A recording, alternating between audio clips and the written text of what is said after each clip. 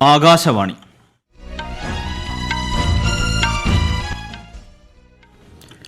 നമസ്കാരം. വാർത്തകൾ വായിക്കുന്നത് സുരേഷ്.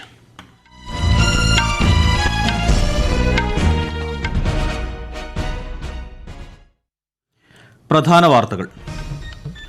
കേരളം ഉൾപ്പെടെയുള്ള രണ്ടാം ഘട്ട പൊതുതെരഞ്ഞെടുപ്പ് നടക്കുന്ന മണ്ഡലങ്ങളിലെ നാമനിർദ്ദേശ പത്രികകളുടെ സൂക്ഷ്മ പരിശോധന ഇന്ന്. ജമ്മുകാശ്മീരിൽ നാളെ. വോട്ടിംഗ് ശതമാനം വർദ്ധിപ്പിക്കുന്നതിനുള്ള മാർഗങ്ങൾ ചർച്ച ചെയ്യാൻ കേന്ദ്ര തെരഞ്ഞെടുപ്പ് കമ്മീഷൻ യോഗം ഇന്ന് ന്യൂഡൽഹിയിൽ. കോൺഗ്രസ് പ്രകടന പത്രിക ഇന്ന്. BJP പ്രകടന പത്രികാ യോഗം ഡൽഹിയിൽ ചേർന്നു. CAA, UAPA നിയമങ്ങളടക്കം റദ്ദാക്കുമെന്ന വാഗ്ദാനവുമായി CPIM പ്രകടന പത്രിക. പശ്ചിമേഷ്യയിൽ വർദ്ധിച്ചുവരുന്ന സംഘർഷങ്ങളിലും അസ്ഥിരതയിലും ആശങ്ക അറിയിച്ച് ഇന്ത്യ. കേരളത്തിൽ ശക്തമായ ചൂട് തുടരുന്നു. തിങ്കളാഴ്ച വരെ 12 ജില്ലകളിൽ ജാഗ്രതാ നിർദ്ദേശം. IPL ക്രിക്കറ്റിൽ ഗുജറാത്ത് ടൈറ്റൻസിനെതിരെ പഞ്ചാബ് കിങ്സിന് ജയം. വാർത്തകൾ വിശദമായി. മുൻ തെരഞ്ഞെടുപ്പുകളിൽ ഏറ്റവും കുറവ് പോളിംഗ് രേഖപ്പെടുത്തിയ 11 സംസ്ഥാനങ്ങളിൽ നിന്നുള്ള മുനിസിപ്പൽ കമ്മീഷണർമാരുടെയും ജില്ലാ തെരഞ്ഞെടുപ്പ് ഓഫീസർമാരുടെയും കേന്ദ്ര തെരഞ്ഞെടുപ്പ് കമ്മീഷൻ ഇന്ന് യോഗം ചേരും. ന്യൂഡൽഹിയിൽ ചേരുന്ന യോഗത്തിൽ വരുന്ന ലോക്സഭാ തെരഞ്ഞെടുപ്പിൽ വോട്ടിംഗ് ശതമാനം വർദ്ധിപ്പിക്കുന്നതിനുള്ള മാർഗങ്ങൾ ചർച്ച ചെയ്യും. ചില നഗരങ്ങളിലെയും ഗ്രാമപ്രദേശങ്ങളിലെയും വോട്ടിംഗ് ശതമാനക്കുറവ് പരിഹരിക്കുന്നത് ലക്ഷ്യമിട്ടുള്ള പ്രവർത്തന പദ്ധതികൾ യോഗം ചർച്ച ചെയ്യും. മുഖ്യ തെരഞ്ഞെടുപ്പ് കമ്മീഷണർ രാജീവ് കുമാർ, തെരഞ്ഞെടുപ്പ് കമ്മീഷണർമാരായ ഗ്യാനേഷ് കുമാർ, സുഖബീർ സിംഗ് സന്ധു എന്നിവരുടെ നേതൃത്വത്തിലാണ് സമ്മേളനം. രണ്ടാം ഘട്ട ലോക്സഭാ തെരഞ്ഞെടുപ്പിനായുള്ള നാമനിർദ്ദേശ പത്രികാ സമർപ്പണത്തിനുള്ള സമയപരിധി അവസാനിച്ചപ്പോൾ കേരളത്തിൽ 290 സ്ഥാനാർത്ഥികൾ പത്രിക സമർപ്പിച്ചതായി സംസ്ഥാന മുഖ്യ തെരഞ്ഞെടുപ്പ് ഓഫീസർ സഞ്ജയ് കൌൾ അറിയിച്ചു. ഇന്നാണ് സൂക്ഷ്മ പരിശോധന. വിശദാംശങ്ങളിലേക്ക്. നാമനിർദ്ദേശ പത്രിക പിൻവലിക്കാനുള്ള സമയപരിധി ഏപ്രിൽ 8-ന് അവസാനിക്കുന്നതോടെ കേരളത്തിൽ അന്തിമ സ്ഥാനാർത്ഥി പട്ടികയ്ക്ക് രൂപമാകും. തിരുവനന്തപുരത്താണ് ഏറ്റവും അധികം സ്ഥാനാർത്ഥികൾ പത്രിക സമർപ്പിച്ചത്. 22 പേരാണ് ഇവിടെ പത്രിക നൽകിയത്. 8 പത്രികകൾ ലഭിച്ച ആലത്തൂർ മണ്ഡലത്തിലാണ് ഏറ്റവും കുറവ് സ്ഥാനാർത്ഥികൾ. കേരളം ഉൾപ്പെടെ 12 സംസ്ഥാനങ്ങളിലെയും ജമ്മു കാശ്മീരിലെയും 88 ലോക്സഭാ സീറ്റുകളിലേക്കും ഔട്ടർ മണിപ്പൂർ ലോക്സഭാ മണ്ഡലത്തിന്റെ ബാക്കി ഭാഗങ്ങളിലുമാണ് ഏപ്രിൽ 26-ന് രണ്ടാം ഘട്ടമായി വോട്ടെടുപ്പ് നടക്കുന്നത്. ജമ്മു കാശ്മീരിൽ നാളെയും മറ്റിടങ്ങളിൽ ഇന്നുമാണ് പത്രികകളുടെ സൂക്ഷ്മ പരിശോധന. പത്രികകൾ പിൻവലിക്കാൻ ഈ മാസം 8 വരെയാണ് സമയം. കേരളത്തിലെ 20 മണ്ഡലങ്ങൾക്ക് പുറമെ കർണാടകയിലെ 14 സീറ്റുകളിലും രാജസ്ഥാനിൽ 13ഇടത്തും ഉത്തർപ്രദേശിലെയും മഹാരാഷ്ട്രയിലെയും 8 വീതം മണ്ഡലങ്ങളിലും രണ്ടാം ഘട്ടത്തിലാണ് വോട്ടെടുപ്പ്. മധ്യപ്രദേശിലെ 7 സീറ്റിലും അസാമിലെയും ബീഹാറിലെയും 5 സീറ്റുകളിലും പശ്ചിമബംഗാളിലും ഛത്തീസ്ഗഡിലും 3 വീതം മണ്ഡലങ്ങളിലും രണ്ടാം ഘട്ടത്തിൽ തെരഞ്ഞെടുപ്പ് നടക്കും. മണിപ്പൂരിലെയും ത്രിപുരയിലെയും ജമ്മു കാശ്മീരിലെയും ഓരോ മണ്ഡലങ്ങളിലാണ് ഏപ്രിൽ 26-ന് വോട്ടെടുപ്പ്. News desk, Akashvani. പൌരത്വ നിയമത്തെക്കുറിച്ച് തൃണമൂൽ കോൺഗ്രസ് ജനങ്ങളെ തെറ്റിദ്ധരിപ്പിക്കുകയാണെന്ന് മുതിർന്ന BJP നേതാവും പ്രധാനമന്ത്രിയുമായ നരേന്ദ്രമോദി. കുച്ച് ബിഹാറിൽ നടന്ന പൊതു റാലിയിൽ സംസാരിക്കുകയായിരുന്നു പ്രധാനമന്ത്രി. പശ്ചിമബംഗാളിലെ സർക്കാർ വിവിധ കേന്ദ്ര പദ്ധതികൾ നടപ്പാക്കുന്നതിന് തടസ്സം നിൽക്കുന്നതായും അദ്ദേഹം പറഞ്ഞു. കേന്ദ്രം കൂടുതൽ തുക നൽകിയിട്ടും പല പദ്ധതികളും സമയബന്ധിതമായി പൂർത്തീകരിച്ചിട്ടില്ലെന്നും പ്രധാനമന്ത്രി പറഞ്ഞു. മാതാഭംഗയിൽ നടന്ന പൊതുയോഗത്തിൽ തൃണമൂൽ കോൺഗ്രസ് അധ്യക്ഷ മമതാ ബാനർജിയും സംസാരിച്ചു. പൌരത്വ നിയമം പശ്ചിമബംഗാളിൽ നടപ്പാക്കില്ലെന്ന് അവർ പറഞ്ഞു. ഈ മാസം 19-ന് അലിപൂർ വാർസ്, ജയ്പാൽഗുരി എന്നിവയ്ക്കൊപ്പം കുച്ച് ബിഹാറിലും തെരഞ്ഞെടുപ്പ് നടക്കും. SDPIയുടെ പിന്തുണയില്ലാതെ തെരഞ്ഞെടുപ്പിനെ നേരിടാൻ കോൺഗ്രസ് നേതൃത്വത്തെ വെല്ലുവിളിച്ച് മുതിർന്ന BJP നേതാവും കേന്ദ്രമന്ത്രിയുമായ സ്മൃതി ഇറാനി ഇന്നലെ വൈകിട്ട് കാഞ്ഞങ്ങാട്ട് NDA പൊതുയോഗത്തിൽ സംസാരിക്കുകയായിരുന്നു കേന്ദ്രമന്ത്രി. വയനാട്ടിൽ രാഹുൽ ഗാന്ധി നടത്തിയ റോഡ് ഷോയ്ക്കിടെ മുസ്ലിം ലീഗ് പതാക ഒളിപ്പിച്ചത് എന്തിനാണെന്നും അവർ ചോദിച്ചു. വികസനം ഉറപ്പാക്കുകയും ഇന്ത്യയെ 3ാമത്തെ വലിയ സാമ്പത്തിക ശക്തിയാക്കുകയുമാണ് നരേന്ദ്രമോദി സർക്കാരിന്റെ ലക്ഷ്യമെന്നും ശ്രീമതി സ്മൃതി ഇറാനി പറഞ്ഞു. ലോക്സഭാ തെരഞ്ഞെടുപ്പിനായുള്ള പ്രകടന പത്രിക കോൺഗ്രസ് ഇന്ന് പുറത്തിറക്കും. പാർട്ടി അധ്യക്ഷൻ മല്ലികാർജ്ജുൻ ഖാർഗെ, മുതിർന്ന കോൺഗ്രസ് നേതാവ് രാഹുൽ ഗാന്ധി എന്നിവർ ചേർന്നാകും പ്രകടന പത്രിക പുറത്തിറക്കുക. BJP പ്രകടന പത്രിക രൂപീകരണ യോഗം ഇന്നലെ നടന്നു. മുതിർന്ന നേതാവ് രാജ്നാഥ് സിംഗ് നേതൃത്വം നൽകുന്ന 27-അംഗ സമിതിയുടെ 2ാമത് യോഗമാണ് നടന്നത്. മുതിർന്ന നേതാക്കളായ നിർമ്മല സീതാരാമൻ, കിരൺ റിജിജു തുടങ്ങിയവർ യോഗത്തിൽ പങ്കെടുത്തു. ലോക്സഭാ തെരഞ്ഞെടുപ്പിനായുള്ള CPIM പ്രകടന പത്രിക ഇന്നലെ party general secretary Sitaram Yechury, polit bureau അംഗങ്ങളായ പ്രകാശ് കാരാട്ട്, ബൃന്ദ കാരാട്ട്, തപൻ സെൻ തുടങ്ങിയ നേതാക്കന്മാർ ചേർന്ന് ഡൽഹിയിൽ പുറത്തിറക്കി. CAA നിയമം, UAPA നിയമം, കള്ളപ്പണം വെളുപ്പിക്കൽ നിരോധന നിയമം എന്നിവ റദ്ദാക്കുമെന്ന് ഉറപ്പു നൽകുന്നതാണ് CPIM പ്രകടന പത്രിക. കേരളത്തിൽ വിവിധ മുന്നണികളുടെ നേതൃത്വത്തിൽ തെരഞ്ഞെടുപ്പ് പ്രചാരണം ശക്തമായി പുരോഗമിക്കുന്നു. തിരുവനന്തപുരം ലോക്സഭാ മണ്ഡലം NDA സ്ഥാനാർത്ഥി രാജീവ് ചന്ദ്രശേഖറിന്റെ തെരഞ്ഞെടുപ്പ് പ്രചാരണത്തോടനുബന്ധിച്ച് കേന്ദ്ര ആഭ്യന്തരമന്ത്രി അമിത്ഷാ നാളെ തലസ്ഥാനത്തെത്തും. നെയ്യാറ്റിൻകരയിൽ നടക്കുന്ന റോഡ് ഷോയിൽ രാജീവ് ചന്ദ്രശേഖറോടൊപ്പം അമിത്ഷായും പങ്കെടുക്കും.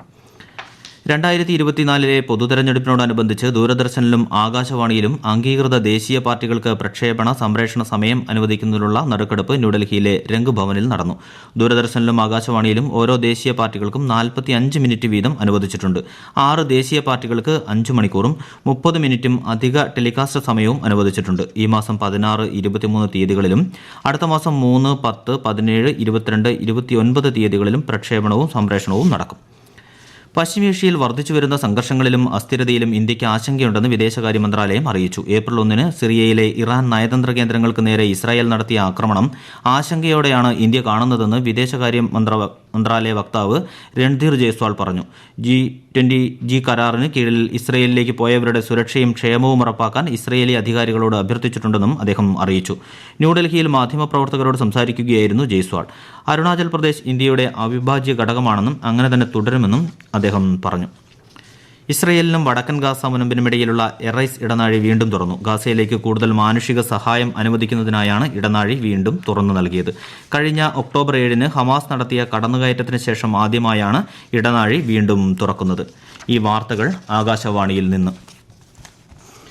കേരളത്തിൽ ശക്തമായ ചൂട് തുടരുന്നു. തിങ്കളാഴ്ച വരെ 12 ജില്ലകളിൽ കേന്ദ്ര കാലാവസ്ഥാ വകുപ്പ് ഉയർന്ന താപനില ജാഗ്രതാ മുന്നറിയിപ്പ് നൽകി. കൊല്ലം, പാലക്കാട് ജില്ലകളിൽ താപനില 39 ഡിഗ്രി വരെയും തൃശൂർ, കോഴിക്കോട് 38 വരെയും ഉയരാൻ സാധ്യതയെന്ന് അറിയിപ്പിലുണ്ട്. കള്ളക്കടൽ പ്രതിഭാസത്തിന്റെ ഭാഗമായി കേരള തീരത്ത് ഇന്ന് കടലാക്രമണത്തിന് സാധ്യതയുണ്ടെന്ന് ദേശീയ സമുദ്ര സ്ഥിതി പഠന ഗവേഷണ കേന്ദ്രം അറിയിച്ചു. ചാലക്കുടിയിൽ ട്രാക്കിൽ അറ്റകുറ്റപ്പണികൾ നടക്കുന്നതിനാൽ ഇന്ന് ട്രെയിൻ ഗതാഗതത്തിൽ ഭാഗികമായ നിയന്ത്രണമുണ്ടാകുമെന്ന് റെയിൽവേ അറിയിച്ചു. എറണാകുളം കോട്ടയം, കോട്ടയം എറണാകുളം, ഷൊർണൂർ എറണാകുളം, എറണാകുളം ഷൊർണൂർ മെമു എന്നീ ട്രെയിനുകൾ റദ്ദാക്കി. ചെന്നൈയിൽ നിന്ന് 95 നോട്ടിക്കൽ മൈൽ അകലെ കടലിൽ നിന്ന് 8 മത്സ്യത്തൊഴിലാളികളെ ഇന്ത്യൻ തീരസംരക്ഷണ സേന രക്ഷപ്പെടുത്തി. കാണാതായവർക്കായി തിരച്ചിൽ തുടരുകയാണെന്ന് തീരസംരക്ഷണ സേന അറിയിച്ചു. രക്ഷപ്പെടുത്തിയ മത്സ്യത്തൊഴിലാളികളെ ചെന്നൈ തുറമുഖത്ത് എത്തിച്ചു.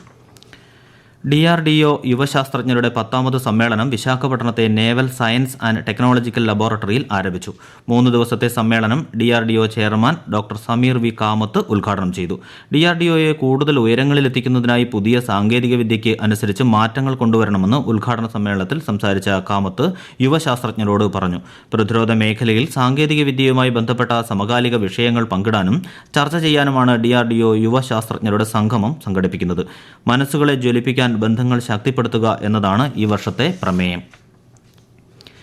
ഇന്ത്യൻ തീരസംരക്ഷണ സേനയുടെ മലിനീകരണ നിയന്ത്രണ കപ്പൽ സമുദ്ര പഹേരദാർ വിയറ്റ്നാമിലെ ഹോച്ചിമിനിൽ വിയറ്റ്നാം കോസ്റ്റ് ഗാർഡുമായി ചേർന്ന് സമുദ്ര മലിനീകരണ നിയന്ത്രണത്തിൽ സംയുക്ത പരിശീലനം നടത്തി. പരിശീലന വേളയിൽ സമുദ്ര പഹേദാർ കപ്പലിന്റെ മലിനീകരണ നിയന്ത്രണ ഉപകരണങ്ങളുടെ പ്രദർശനം നടത്തി. 3 ദിവസത്തെ പ്രദർശനത്തിനിടെ സമുദ്ര മലിനീകരണ നിയന്ത്രണം, സമുദ്രത്തിലെ തിരച്ചിൽ, രക്ഷാപ്രവർത്തനം എന്നിവ കേന്ദ്രീകരിച്ച് ആശയവിനിമയം നടത്തി.